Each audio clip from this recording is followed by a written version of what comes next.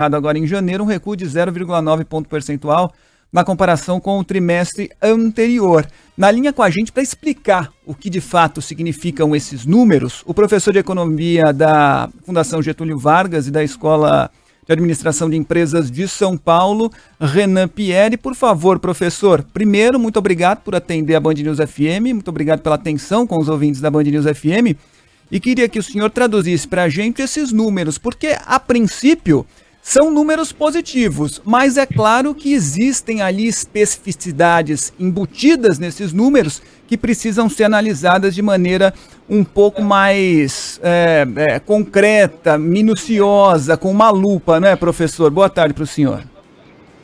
Boa tarde a todos, boa tarde aos ouvintes. As notícias são boas. A gente tem aí o menor patamar de desemprego, né, desde 2016. Mas, embora os números tenham melhorado, principalmente com relação ao auge da pandemia, a gente tem enfrentado dificuldades para reduzir a taxa numa velocidade mais significativa, né, para ela voltar ali no nível lá de 2015, em torno de 9%, 9,5%. Né? Então, são muitas famílias desempregadas e são quase cerca de 4,8 milhões de desalentados, né, que são aqueles que desistiram de procurar trabalho.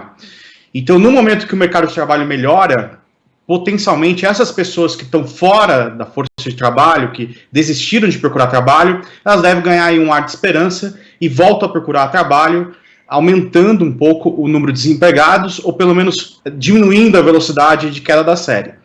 É todo um movimento dinâmico, mas é positivo para a economia, tá? Agora, tem outras questões para além do emprego em si. A taxa de desemprego é a variável mais importante, mas tem outros pontos também relevantes para o trabalhador. O principal deles é a renda real do trabalho, quer dizer, a quantidade de produtos, mercadorias, serviços que os trabalhadores conseguem comprar com os salários. E aí a notícia não é tão boa. A gente teve uma queda, comparando esse trimestre encerrado em janeiro com o mesmo período do ano anterior, de quase 10% no poder de compra do trabalhador.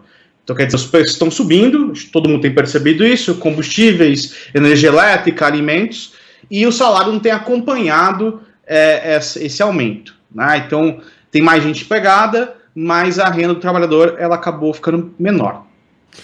De onde vem, né, esse número? Isso que eu queria desmembrar aqui com o senhor, porque essa questão do rendimento é uma coisa importante.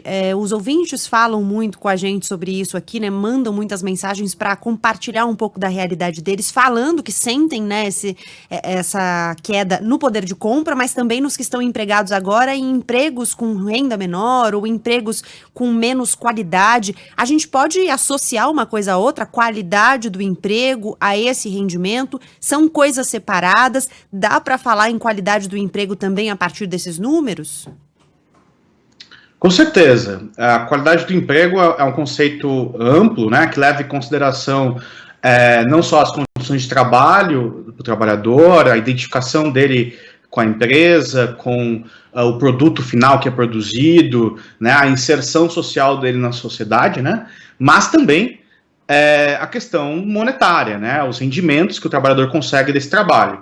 Então, claro, num ambiente em que a renda do trabalho tem diminuído, principalmente para pessoas que conseguem emprego, estão conseguindo emprego a salário mais baixo em termos reais do que no passado, você tem uma queda de qualidade do trabalho. Um outro indicador importante é a taxa de informalidade, que também cresceu, né, no último ano, que também revela aí uma certa piora na qualidade do trabalho, por conta que o trabalhador informal ele não goza, né, dos direitos trabalhistas, ele não tem toda a proteção social que o trabalhador com carteira assinada tem.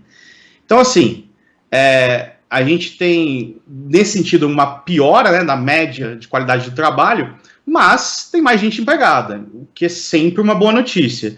E é natural, num processo de recuperação da economia, que os primeiros empregos que surjam são esses empregos que pagam menos, que muitas vezes informais, né? E só num segundo momento que a economia já retomou uma taxa de crescimento maior, que a gente começa a observar bons empregos formais surgindo.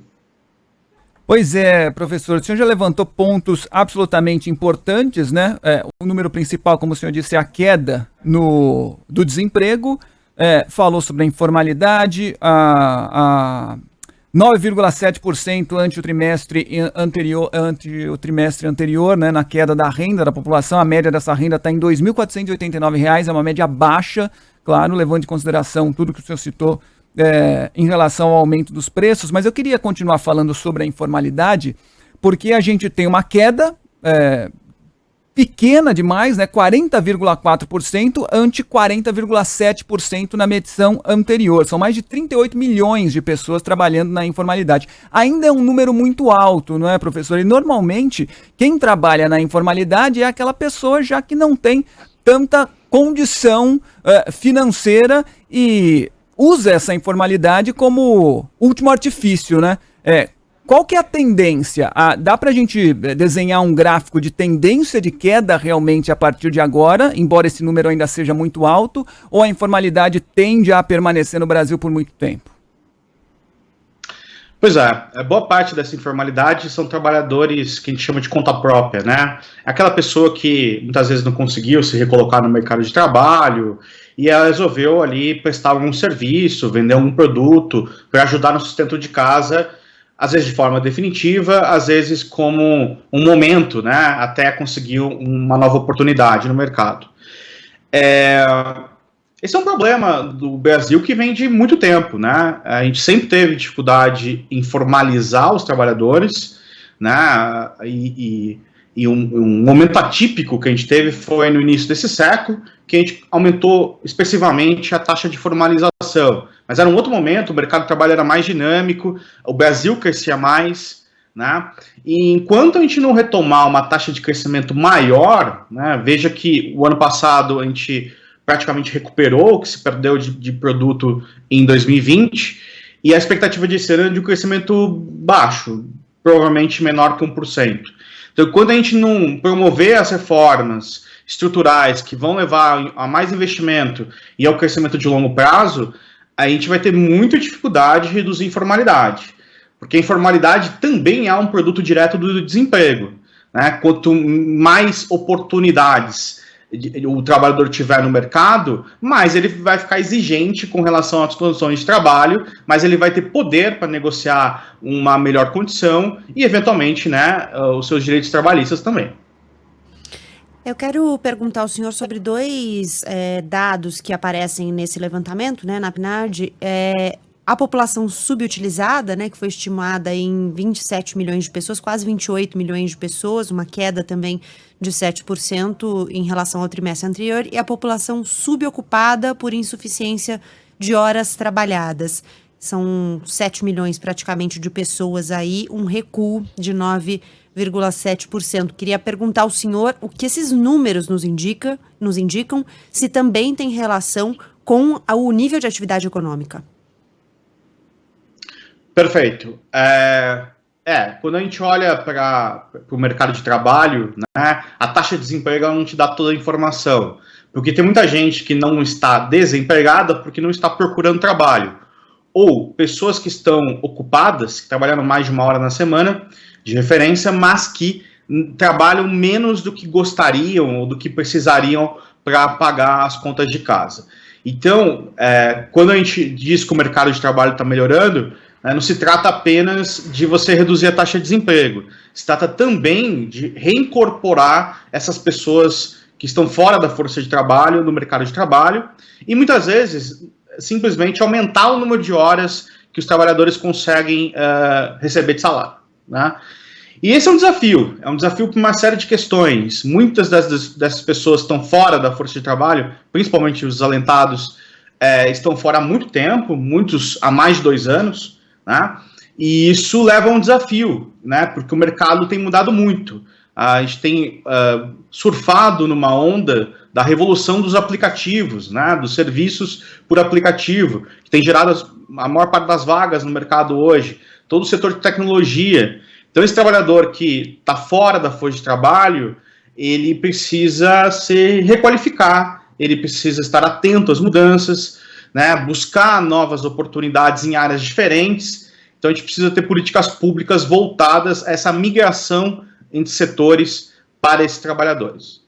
A gente conversa aqui na Band News FM com o professor Renan Pierre, ele é professor de Economia da Escola de Administração de Empresas de São Paulo, da Fundação Getúlio Vargas, explicando para a gente o que significam esses números, né? A redução do desemprego no país. O Wagner manda mensagem para cá, para o 11 999 592 100, diz: o importante é ter emprego, principalmente agora com uma pandemia, né? Ou quase no fim dessa pandemia. Claro, Wagner, o importante é ter emprego. Melhor trabalhar do que estar desempregado, mas a gente precisa analisar com cuidado o que de fato esses números significam. Para terminar da minha parte, professor, eu queria saber a respeito do aumento também dos microempresários, né? Que não são mais informais, porque conseguiram abrir a sua microempresa e trabalhar por conta, vendendo doce, vendendo salgadinho, né? Até um tempo atrás, certamente eram informais e hoje abriram a sua microempresa. O governo tem comemorado muito a diminuição da burocracia para que essas pessoas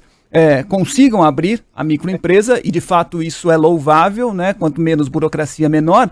Mas isso também significa que muita gente abriu a sua microempresa porque não conseguiu um posto no mercado de trabalho, não conseguiu um posto ali para trabalhar com a carteira assinada, né, professor? Existe também esse movimento de um tempo para cá no Brasil, né? Acrescentar aqui a sua pergunta, Fábio, porque quando a gente olha para esses números, né, desses microempreendedores, essas pessoas que estão conseguindo sair da informalidade e não estão conseguindo se colocar no mercado de trabalho, por isso abrem, é curioso a gente olhar que tem muitos indicadores sociais que mostram que o perfil dessas pessoas se repete justamente, ou repete justamente o padrões de estruturas sociais que a gente tem. Então, no geral, você tem mais mulheres, mais pessoas negras, pessoas que, de fato, têm mais dificuldade de se recolocar no mercado de trabalho por uma série de questões que a gente podia ficar aqui a tarde inteira discutindo. Perfeito. Não, perfeito, Fábio. Acho que é exatamente esse ponto que você colocou, né? É um processo bastante positivo a gente ter mais gente empreendendo de forma regularizada, né? Então, o empreendedor que abre o CNPJ dele, ele consegue pagar seus impostos e também consegue gozar de benefícios aí da Previdência Social, né? Então, isso resolve boa parte dos problemas da informalidade que a gente tem, né? E para isso contribui bastante, não só a Lei de Liberdade Econômica, que simplificou os processos, mas também a redução do tempo de abertura de empresas em alguns centros, como é o caso de São Paulo. Então, a gente tem mais gente trabalhando desse jeito, tentando o negócio, e, como eu comentei, a questão dos aplicativos, hoje ficou mais fácil você encontrar o consumidor, né? Você pode usar as redes sociais para divulgar o produto, você consegue encontrar o consumidor em plataformas digitais, então os custos de você empreender e chegar até o consumidor diminuíram bastante. Esse é um processo positivo que é uma tendência que veio para ficar e que deve ser responsável pela geração de muitas vagas de trabalho nos próximos anos. O trabalhador com carteira assinada, como eu comentei, né, que é o sonho de muita gente, ele tem algumas dificuldades, né, que faz com que demore mais tempo para a gente conseguir gerar esses empregos num processo de recuperação, que é o caso dos compromissos trabalhistas, da multa do FGTS, tudo isso engessa um pouco o mercado, embora seja importante para dar proteção para o trabalhador. Agora, um ponto que vocês colocaram que é importante é que o mercado é muito segmentado, né? Então, quando a gente fala em desemprego, em queda da renda, isso é muito desigual entre os grupos sociais, né? Então, a gente sabe que mulheres têm mais dificuldade não só de ingressar no mercado de trabalho, mas principalmente de alcançar postos de chefia, né? Pessoas que não são brancas, pessoas negras, pardas, indígenas, têm mais dificuldade de acessar bons postos de trabalho, né? Quando não ficam no próprio processo educacional, ficam para trás, né? E quando acessam, em geral, também ganham menos.